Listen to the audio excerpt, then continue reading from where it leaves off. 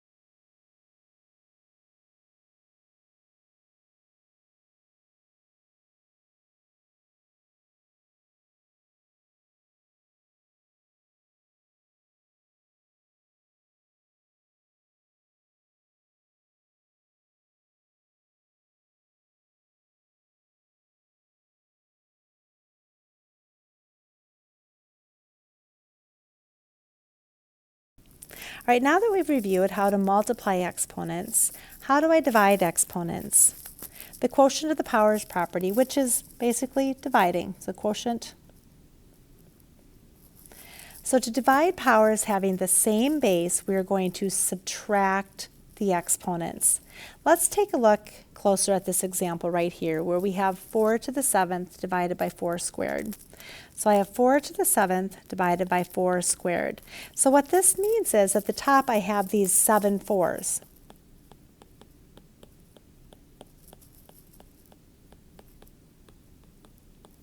And then on the bottom I have 2 4s.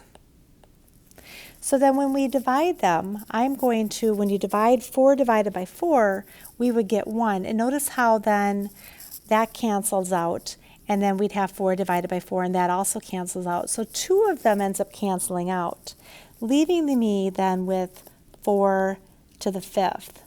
So what I did is I took 4 to the 7th, divided by 4 squared. I took 7 minus 2, and that's where I got that 5, because then 2 sets of those 4s had canceled out. So again, to multiply exponents, we added the exponents.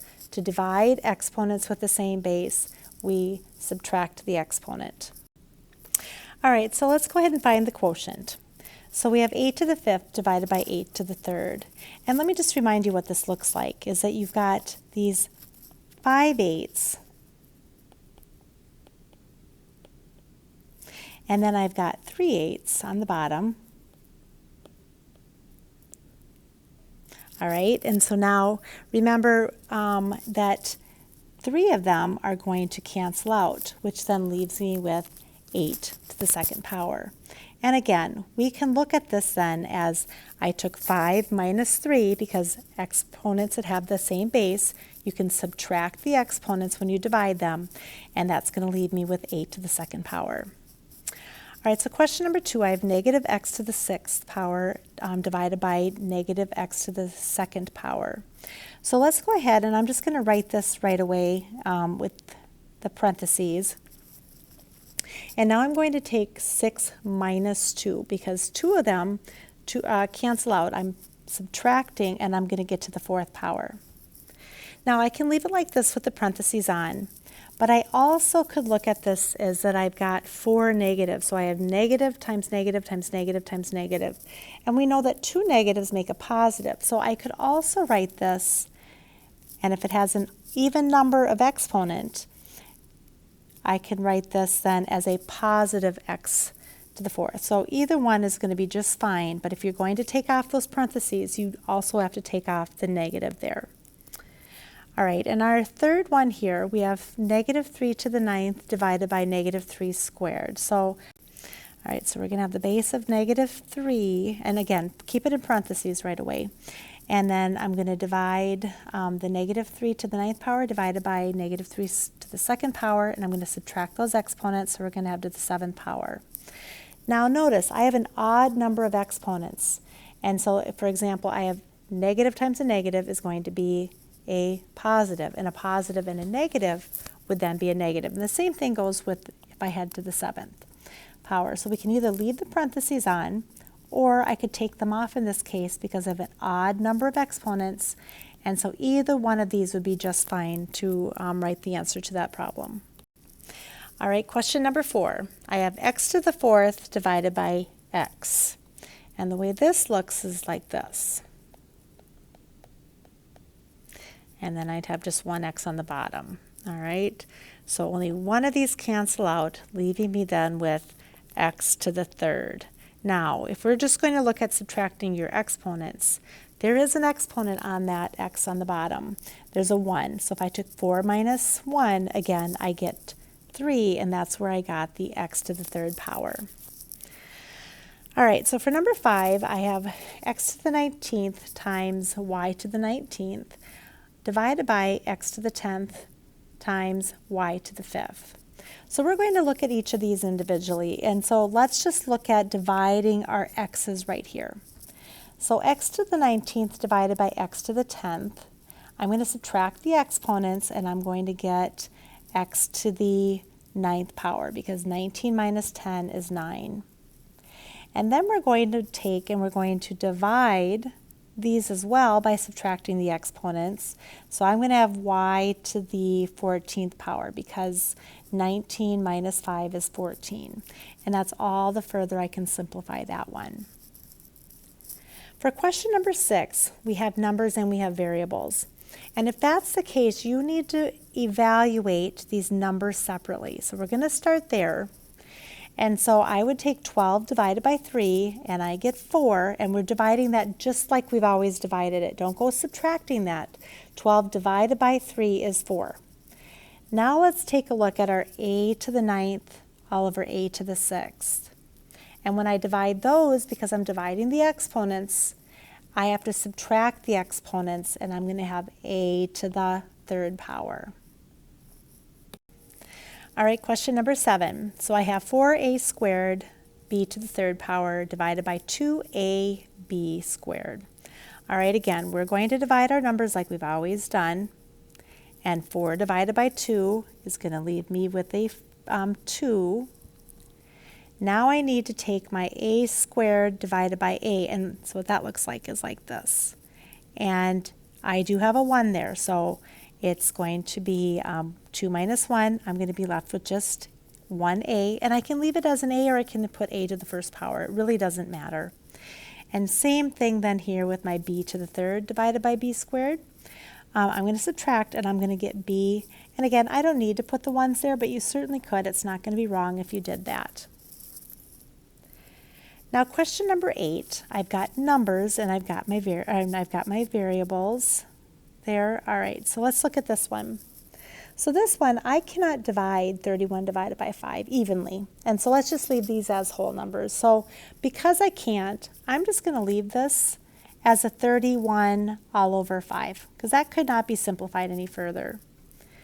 All right, now I want to go and I want to divide these exponents right here. So z to the 17th divided by z to the 5th. I'm taking 17 minus 5, and I'm going to get z to the 12th power. Question number 9. So for question number 9, we have 4 x to the 14th, y to the 16th, divided by 20 x to the 5th, y to the 8th. Now notice, I cannot divide 4 divided by 20 evenly. And so, but what I can do is I can simplify 4 all over 20, because we know that 4 goes into 4 one time, and 4 goes into 20 5 times. So I could divide this top by 4 and the bottom by 4, and that would leave me with 4 divided by 4. I'm going to have a 1 on the top. And then on the bottom, 20 divided by 4 is going to give me 5.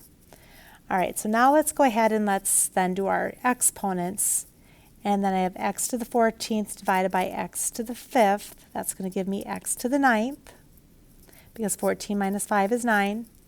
And then y to the 16th divided by y to the 8th is going to give me y to the 8th power, because 16 minus 8 is 8.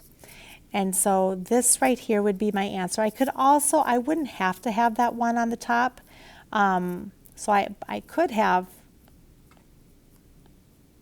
this is my answer as well. So Either one is just fine. All right, so we have for number 10, 10 to the 5th times 10 to the 5th divided by 10 to the 4th. So notice we've got this multiplication going on the top of our problem. So let's start there. 10 to the 5th times 10 to the 5th. Remember, we add the exponents, and this is going to be equal to 10 to the 10th because 5 plus 5 is 10. And then we have to divide by 10 to the 4th. So remember, we're dividing exponents, so we're going to subtract the exponents, and that's going to give me then 10 to the 6th power. All right, number 11, we have n to the 3rd times n to the 5th divided by n squared. So let's start by combining right here, and I'd have n to the 3rd times n to the 5th. That's going to give me n to the 8th, and I'm going to put it all over n squared. And now I'm going to simplify this by taking and subtracting those exponents because it's division, and I'm going to be left with n to the 6th power. All right, our last one, we have 1 all over x to the 3rd times x to the 5th. Now this can be a little bit confusing. I like to rewrite these. I'm going to rewrite this like this because then when I have my x to the 5th, just like when we had multiply fractions, a lot of times we put it all over 1 to line everything up. Because also remember, when you're multiplying a fraction, the top number gets multiplied by the top number, and the bottom number gets multiplied by the bottom number. So we're going to then 1 times x to the 5th is x to the 5th, and then x to the 3rd times 1 is x to the 3rd. And now we can simplify this further by subtracting the exponents, and I would then have 5 minus 3 gives me to the 2nd power.